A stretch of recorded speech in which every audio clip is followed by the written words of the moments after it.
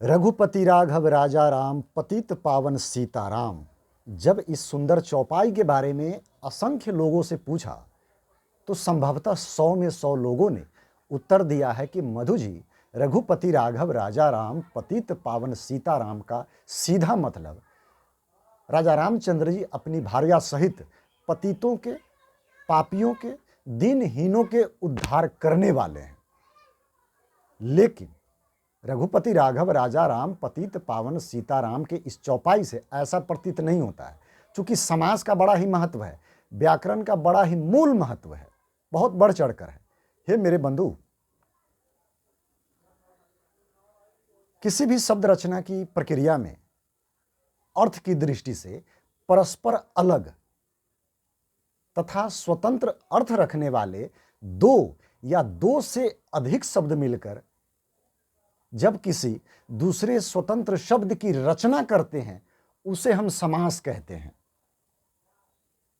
और समास संक्षेप करने की एक विधि है। मेरे बंधु, प्रत्येक भाषा की शैली में शब्द रचना की 3 विधियां हैं। उपसर्गों के द्वारा शब्दों का निर्माण, प्रत्ययों के द्वारा शब्दों का निर्माण और तीसरा है समास के द्वारा शब्दों का निर्माण। यहां पर आप कह रहे हैं कि पतितों के उद्धार करने वाले हैं, यानी कि पतितोद्धारक हैं। अब यहां देख लीजिए, पतित प्रथम पद है और पावन उत्तर पद है, यानी कि बाद का पद है। पतित और पावन 2 अलग अलग विषय हैं, किंतु उत्तर पद और प्रथम पद के मेल हो जाने से जो नए स्वतंत्र शब्द का निर्माण हो रहा है उसे हम कहते हैं पतितोद्धार। और यहां तो लोग कहते हैं कि राजा रामचंद्र अपनी भार्या सहित पतितों के उद्धार करने वाले हैं, तो संभवतः राजा रामचंद्र जी अपनी भार्या सहित कारक हुए, चूंकि उद्धार करने वाले हैं इसलिए कारक है, इसलिए पतितोद्धार के बाद अंत में क जुड़ जाएगा, तब हो जाएगा सीधा पतितोद्धारक। हे मेरे बंधु, पतित पावन पतितोद्धारक सब तत्पुरुष समास है, सब तत्पुरुष समास है। यदि राजा रामचंद्र जी अपनी भार्या सहित पतितों के, पापियों के, दीनहीनों के उद्धार करने वाले हैं तो एकदम परफेक्ट मैं बता रहा हूं, चौपाई को होना चाहिए था कि रघुपति राघव राजा राम पतितोद्धारक सीताराम। स्पष्ट, इसमें कोई झोल नहीं था, किसी को कोई संशय नहीं होता। यह 21वीं सदी चल रहा है। आने वाले भविष्य में बहुत से लोग सवाल करेंगे और निश्चय करेंगे।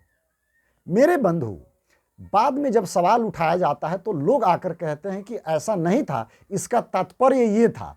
अरे भाई, मैं कहता हूं, जब मामला सीधा पूरब का हो तो व्यक्ति दक्षिण में खड़ा होकर के ये कहेगा कि भले ही पूरब का मामला है लेकिन फिलहाल आपको दक्षिण समझ लेना चाहिए। ऐसा कैसे हो सकता है?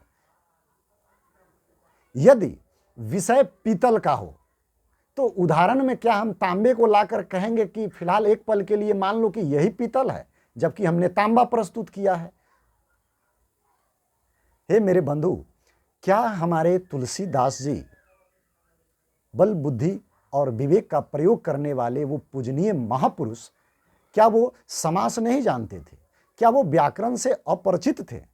ऐसा तो नहीं हो सकता है। प्रत्येक शब्द की एक बहुत बड़ी अभिधा निकलकर सामने आती, बहुत बड़ी अभिधा। शब्दों का सीधा मतलब क्या हुआ? क्या प्रत्येक शब्द सिर्फ एक ध्वनि है? क्या एक सिर्फ नाम है? ऐसा नहीं हो सकता है। मैं कहता हूं कि लोगों को जिस तरह से बताया जा रहा है कि ये तुलसीदास जी की चौपाई है, ये कबीरदास जी की है, ये वाल्मीकि जी की है, आपके पास क्या सबूत है कि हाँ ये उन्हीं की चौपाई है, उन्हीं का श्लोक है, उन्हीं के छंद है?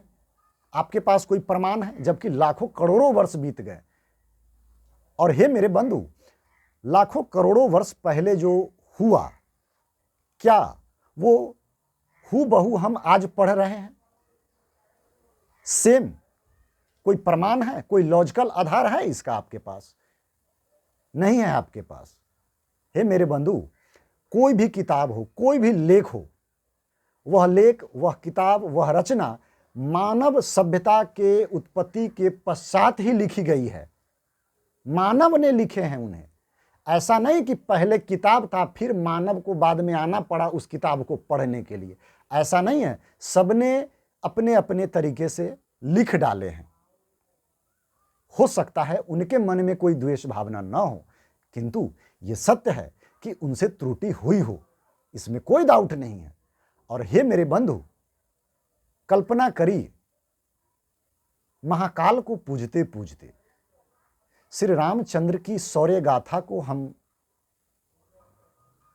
रटते रटते, उनका वर्णन करते करते, उनको भजते भजते, पूजते पूजते, उनका स्तुति गान करते करते योग योगेश्वर श्री हरि कृष्ण की लीला पर नए नए बखान, नए नए गीत, नए नए शायरी को हम सब गढ़ते गढ़ते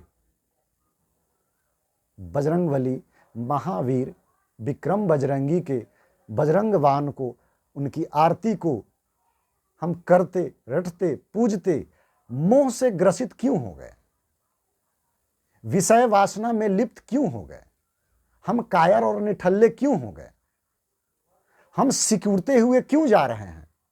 मेरा कहने का मतलब है, जब हमने आम का बीज बोया था, फल स्वरूप बबूल मैंने पाया क्यों।